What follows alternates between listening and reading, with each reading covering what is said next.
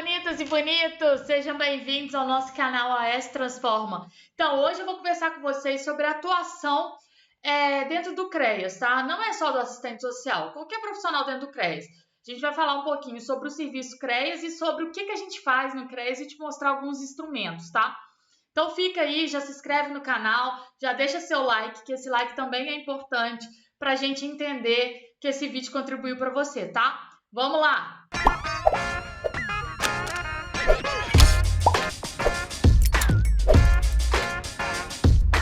Bonitas e bonitos! Eu sou a professora Tamara, sejam todos muito bem-vindos aqui à nossa aula. A gente vai conversar sobre a atuação de qualquer técnico dentro do CREAS, tá? Então a gente vai falar um pouquinho sobre o CREAS, né? Que equipamento é esse?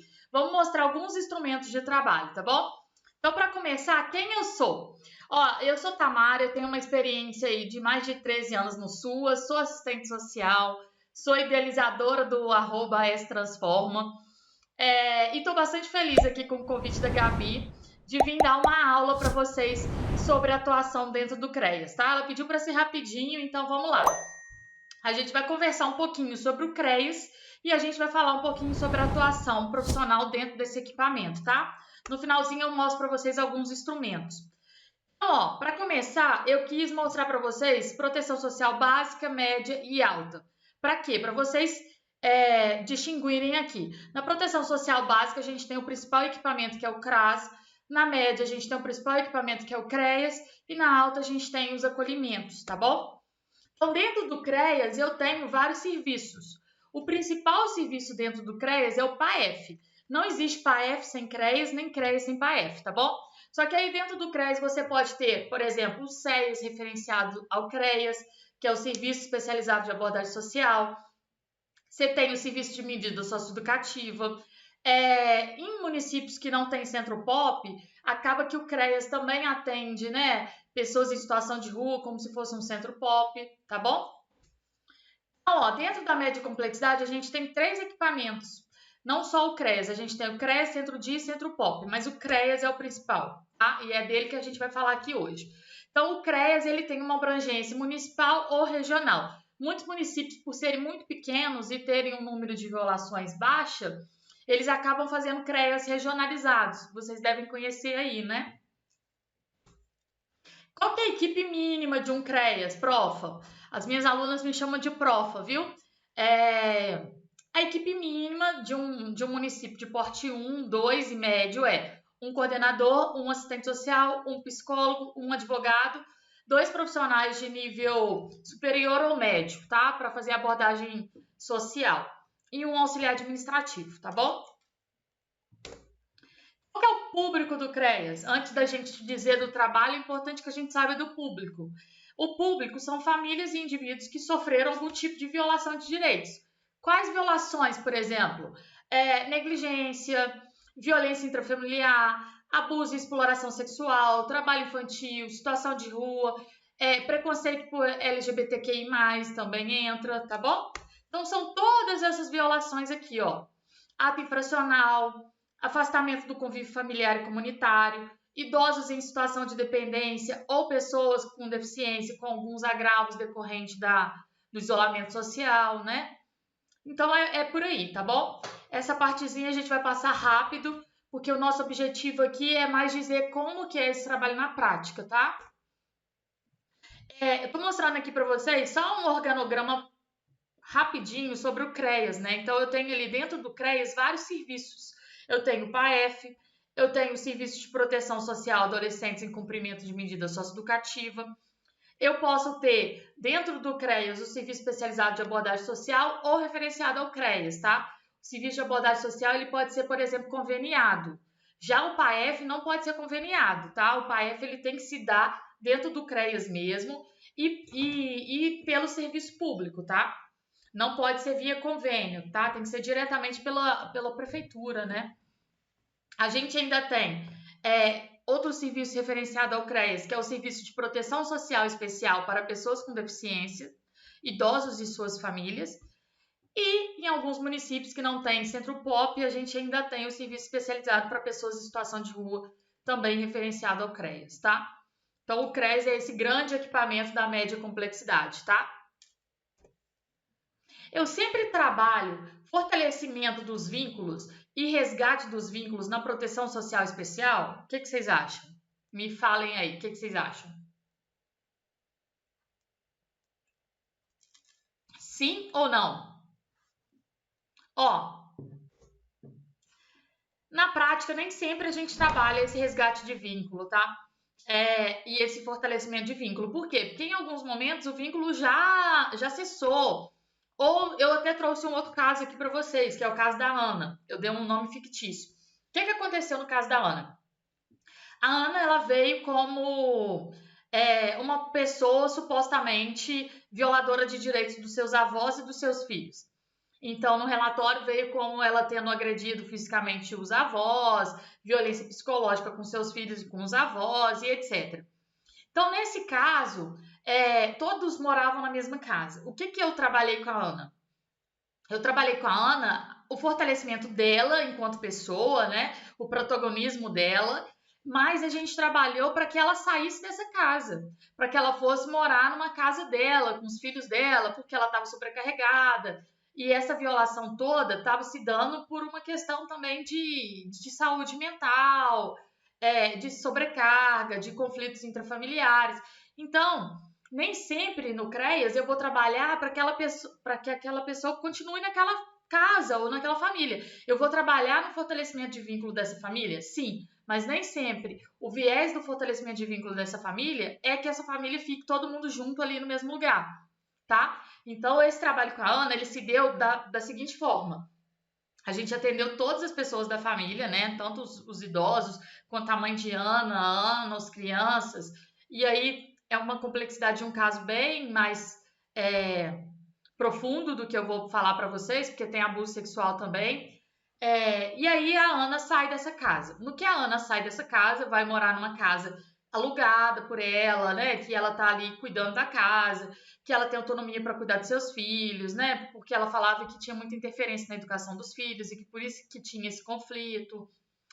O fortalecimento de vínculo dessa família acontece. Por quê? Porque a Ana vai lá visitar os avós agora. Vai lá levar os netos para visitarem os avós. E aí, ela, a partir desse momento que ela passa a morar numa casa sozinha com os filhos, ela passa a ser mais protetiva, ela passa a ser mais responsável. Então, a gente fortaleceu o vínculo, mas não necessariamente permanecendo com essa pessoa nessa casa. A gente fortaleceu o vínculo de outra forma, tá? Então, é para entender que não existe uma receitinha de bolo. Cada caso, cada família vai ter uma intervenção diferente, tá bom? Então, a proteção social especial tem centralidade na família? Sim, tá? Sim. Dentro do SUAS, todos os serviços têm centralidade na família, tá? Não é só o serviço da proteção social básica. E aí, por que a gente trabalha tanto a família? Por entender que as relações primárias se dão ali na família, tá? Então, às vezes, você precisa trabalhar para ressignificar essa violação de direitos, estando no CREAS, tá bom? Muitas vezes a violência não vai cessar. Eu sei que vocês gostariam que a violência cessasse. Muitas vezes não cessa, mas diminui. Diminui risco, diminui vulnerabilidade, diminui violação de direitos. E isso já é algo muito positivo para a gente, tá? Então, por exemplo, um filho que agredia fisicamente a mãe. Parou com a agressão física, mas aí tem a agressão ainda psicológica. Continua sendo acompanhado por CREAS? Continua. A gente continua acompanhando, mas a gente já vê um avanço no acompanhamento. O fato de ter cessado com a violência física, o fato desse filho ter entendido que ele não pode fazer isso, o fato dessa idosa ter denunciado, tudo isso já é algo pra gente que diz no nosso trabalho, tá? Muitas pessoas têm dificuldade para mensurar o seu trabalho. E aí por isso que eu tô dizendo disso com vocês, tá? Muitas vezes a violação não vai cessar. Mas se diminuir, você já fez um excelente trabalho. A proteção social especial trabalha na prevenção também?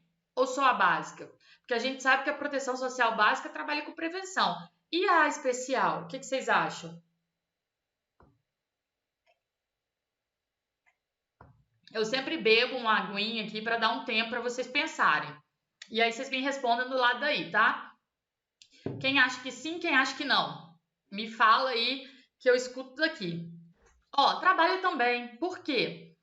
Porque a gente trabalha com prevenção de agravo.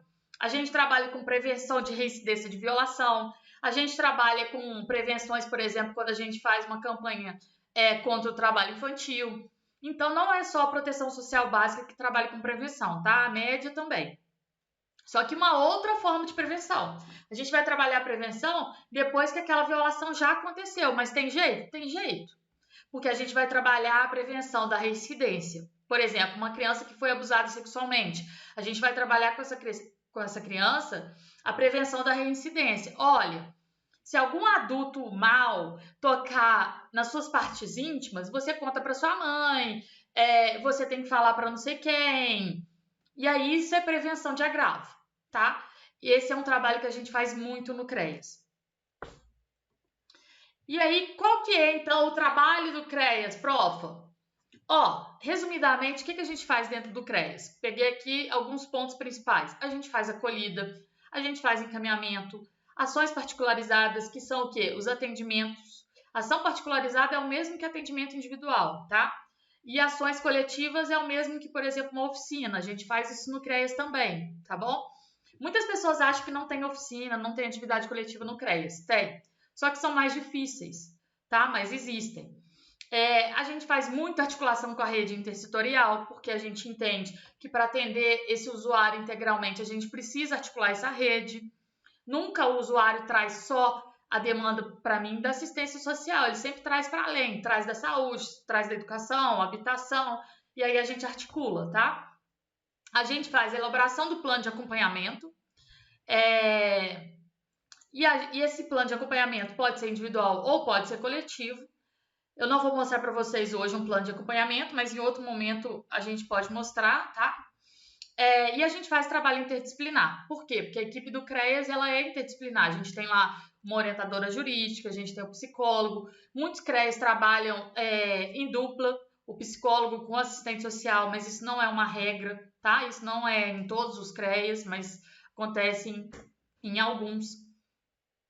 E aí sempre se orientando na viabilização das seguranças socioassistenciais. Segurança de acolhida, segurança de convívio e vivência familiar, segurança de sobrevivência e rendimento, tá? Essas seguranças, eu vou falar um pouquinho para vocês o que é. A acolhida não é só a acolhida ali do espaço físico, da recepção. A acolhida diz do seu atendimento mesmo, da sua escuta qualificada, tá? Do seu olhar empático. O convívio diz de você, por exemplo, articular essa rede para que essa pessoa acesse outros serviços da rede. Você pode encaminhar para o serviço de convivência e fortalecimento de vínculo. Você pode encaminhar para alguma ONG do território, né? Por exemplo, uma escolinha de futebol. A segurança de sobrevivência e renda está muito voltada àqueles encaminhamentos que a gente faz para benefícios eventuais, para o Bolsa Família, para o BPC, tá? E todas essas três, elas perpassam pela articulação em rede, tá? Sem articulação em rede é muito difícil você avançar em um caso no CREAS, tá? É muito importante a articulação da rede. E aí a gente tem alguns mitos sobre o CREAS. O primeiro deles o CREAS averigua denúncia? Porque o judiciário manda muito, né, para o CREAS averiguar a denúncia. E aí vocês me dizem, o CREAS averigua ou não? O que vocês acham?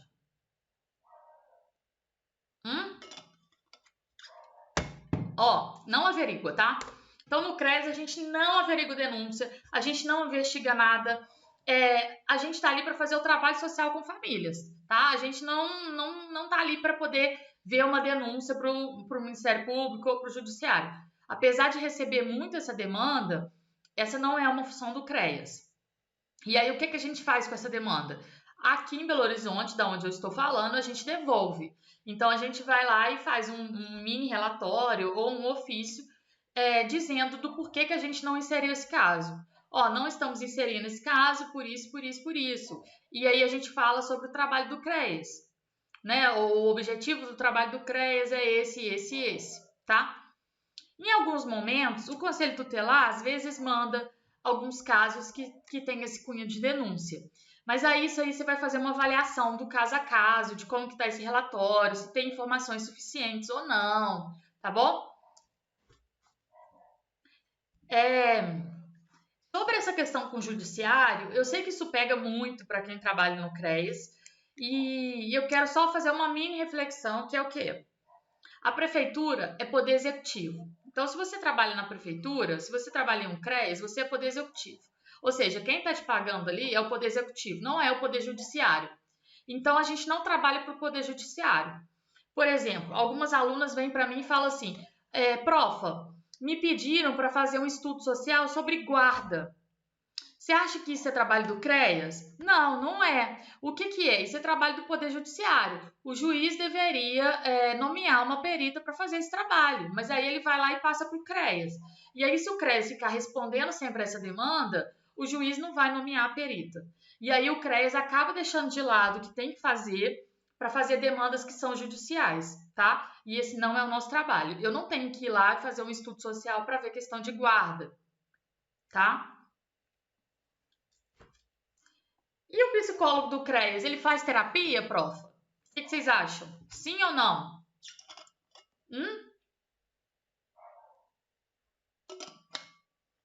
Quem respondeu não acertou. Eu acho que a maior parte de vocês acertaram. Toca aqui, ó, não faz terapia. O SUAS não faz terapia, tá? A gente não faz atendimento clínico no SUAS.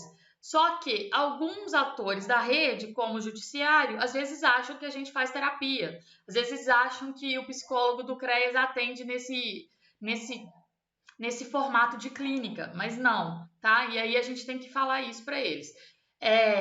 Quando chegar essa demanda aí para o CREAS que você trabalha, o ideal é que você responda dizendo que não faz esse tipo de trabalho, que está encaminhando lá para o centro de saúde ou para tal lugar, tá bom? Outras coisas que o CREAS não faz, a gente não responsabiliza os autores da violência, a gente não faz inquirição com possíveis pessoas que sofreram violações de direitos ou acusados, a gente não culpabiliza as famílias, tá? Então, isso tem que estar muito no norte, a culpa nunca é da pessoa que sofreu violação, tá? A gente não realiza perícia. Então, o que que faz, profa? Vamos lá, a gente faz. A gente contribui para o fortalecimento dessa família, nos atendimentos, no acompanhamento. A gente faz a inclusão dessas famílias na proteção social, nos serviços públicos, né? Às vezes até na educação. A gente contribui para restaurar e preservar a integridade e as condições de autonomia dos usuários, que é o caso da Ana que eu te falei lá, que tem tudo a ver com isso aqui, preservar a integridade dela, tá? Fortalecer a autonomia dela, porque quando ela saiu daquela casa onde ela estava sendo violadora, mas também estava sendo violada, ela fortaleceu a autonomia dela estando em outro ambiente. Vocês precisam ver como mudou. Então, é muito importante o trabalho do CREAS, tá? Assim como de todos os serviços do SUAS. A gente contribui para romper com padrões violadores de direitos. Então, a gente vai aí responder Ministério Público, Judiciário, fazer relatórios para a vara, né? E trabalhar com essa família, tá? Vamos estar sempre trabalhando com essa família. A gente pode trabalhar com violador? Sim. A gente pode trabalhar com uma pessoa que teve seus direitos violados? Sim. Como que eu vou decidir se eu vou trabalhar com violador ou não? É uma decisão técnica, tá? É você que vai resolver isso a partir da demanda, a partir do seu caso. Em casos de alienação parental, normalmente a gente precisa trabalhar com violador. Agora, se for um caso de abuso sexual, que a criança já não tem contato mais com esse possível abusador, a gente precisa chamar ele no CREAS? Não. Tá bom? Como que eu alcanço bons resultados no trabalho do CREAS, prof? Então, ó, para começar, construção do vínculo e confiança com essa família. A gente vai ali no atendimento e no acompanhamento construindo esse vínculo com a família, tá? Para que ela possa se abrir, né? Para que ela possa colocar lá as questões. A gente vai ter uma postura acolhedora, empática, uma escuta qualificada. Então, o que quer dizer uma escuta qualificada? Eu nunca atendo um caso, por exemplo, de violência doméstica e penso que aquela mulher sofreu violência doméstica porque ela quis ou porque ela tem uma dependência financeira. Não, eu levo isso para o fenômeno. Eu levo para o fenômeno. Olha, este território tem um índice tal de violência doméstica, vivemos numa sociedade patriarcal, né? machista. Então, quando você leva a violação para o fenômeno, você consegue trabalhar melhor as intervenções, tá bom? A gente trabalha com viabilização de direitos, conhecimento do território da rede, supervisão e assessoria, registro do acompanhamento. A gente faz muito relatórios, muito, tá? Para o Conselho Tutelar, para o Judiciário e para vários serviços aí da rede. E é isso.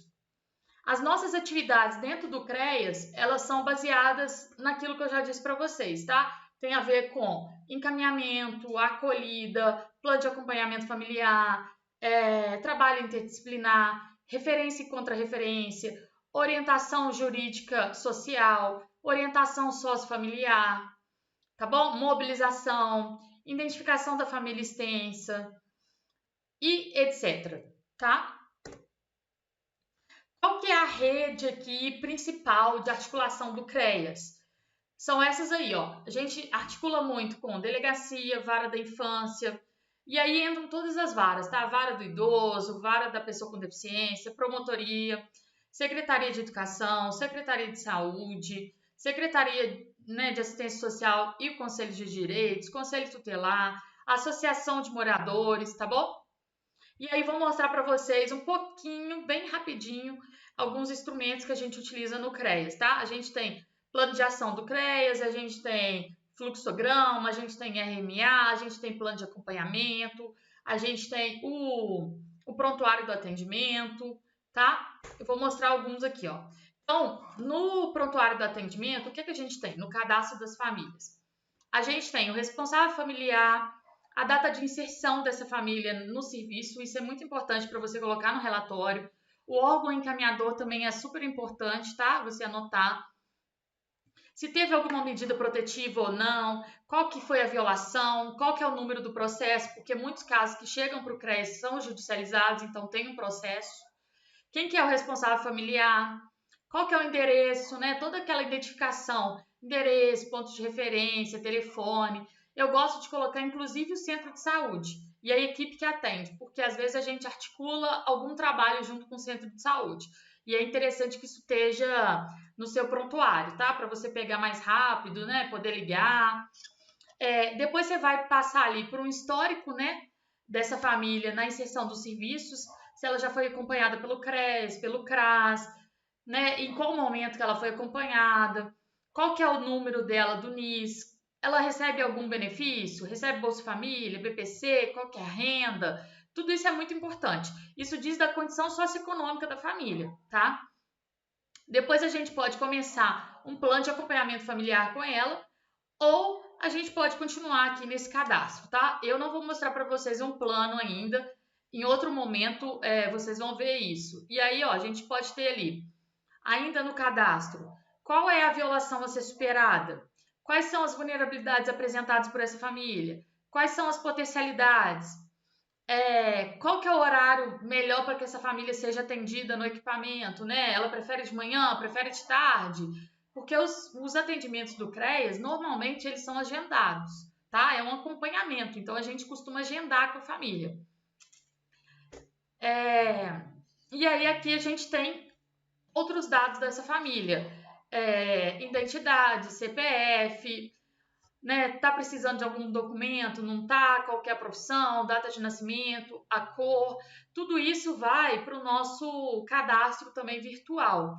Aqui em Belo Horizonte a gente faz tanto manual quanto virtual, então a gente tem um sistema que chama SIGPS, que tem todos os dados de todas as famílias atendidas pelo SUAS em Belo Horizonte inteiro. Então, por exemplo, vamos supor que essa família já foi atendida pelo CRAS. Eu vou lá no prontuário online e vejo tudo que o CRAS já fez. E aí eu vou alimentando também o que eu faço ali. Depois que ela é desligada, por exemplo, do CREAS, todos os outros serviços conseguem ver, olha, ela foi atendida pelo CRAS, ela foi atendida pelo CREAS, ela já passou por tal serviço, tá? A gente tem o prontuário online e físico. Aqui é um outro tipo de prontuário, só para mostrar para vocês. Esse aqui está um pouquinho mais completo, porque ele tem as características do domicílio. Se é, por exemplo, uma casa própria, se é alugada, se é financiada, tem alguma pessoa com deficiência nessa casa, Tem energia elétrica? Não tem. Tem saneamento básico? Não tem. Tudo isso diz de vulnerabilidades que estão relacionadas a vulnerabilidades sociais, tá? Então, por isso que é importante para a gente a identificação disso tudo. Eu gosto muito desse formuláriozinho, que ele vai mostrar a composição familiar. Eu coloco aqui o nome de todas as pessoas que moram na casa, qual que é o parentesco de cada uma, qual que é a data de nascimento, idade, se frequenta escola, se não frequenta, porque às vezes é uma casa com muitas pessoas. E quando eu preencho isso aqui, eu consigo ver muito mais rápido.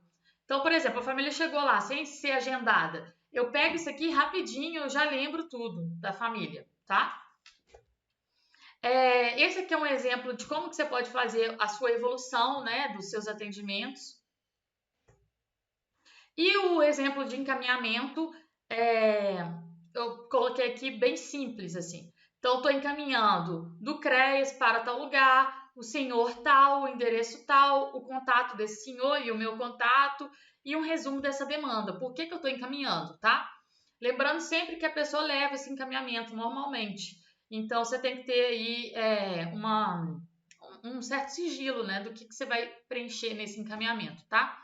Depois pode ter também o encaminhamento do contra-referenciamento, tá? Esse aqui é o RMA, só para vocês poderem ver como que é. O RMA é o Registro Mensal de Atendimento, então todos os serviços do SUAS preenchem RMA, tanto CRAS quanto CREAS, Centro Pop, todos preenchem. No RMA a gente tem ali quantas famílias foram inseridas no PAEF, quantas famílias foram inseridas na abordagem social, quantas pessoas foram atendidas, dessas famílias, quantas são beneficiárias do Bolsa Família, quantas são beneficiárias do BPC, quantas estão em trabalho infantil, quais são as violações. Isso aqui é muito, muito importante. Para quê? Para vigilância socioassistencial, tá? Isso aqui vai alimentar a vigilância socioassistencial, além de mostrar o nosso trabalho, tá? Então, esse RMA, ele é enviado mensalmente aí, né, para o nível federal, tá bom? Então, é isso.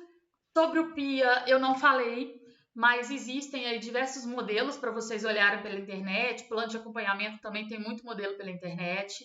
Uma indicação de leitura que eu tenho para vocês, para quem quer aprofundar no PIA, é essa Orientações Técnicas para a Elaboração do Plano Individual de Atendimento PIA, que é um livrinho do MDS, assim, bem completo. Lá tem modelo de PIA e lá fala como preencher, tá? E aí cada CREAS, às vezes, vai desenvolver o seu PIA de forma diferente. Outra indicação de leitura é esse livrinho aí, O SUAS e o Enfrentamento da Violência. Eu vou deixar ele em anexo para vocês, tá? Ele é bem bacana. Provavelmente muitos de vocês não devem conhecer. Tem outras indicações de leitura também do MDS, mas essa não é tão conhecida, tá? Por isso que eu coloquei ela. E é isso. Obrigada pela paciência, pela atenção de vocês. E para finalizar, eu sempre gosto de fazer uma reflexão. Então, uma coisa que ninguém pode fazer por você é a sua parte, tá bom? Então, você fazendo a sua parte, você já está caminhando aí e está galgando os seus objetivos, tá? Eu sou a Profa Tamara, do AS Transforma. Se você não me segue ainda, me segue lá, tá bom? Então é isso.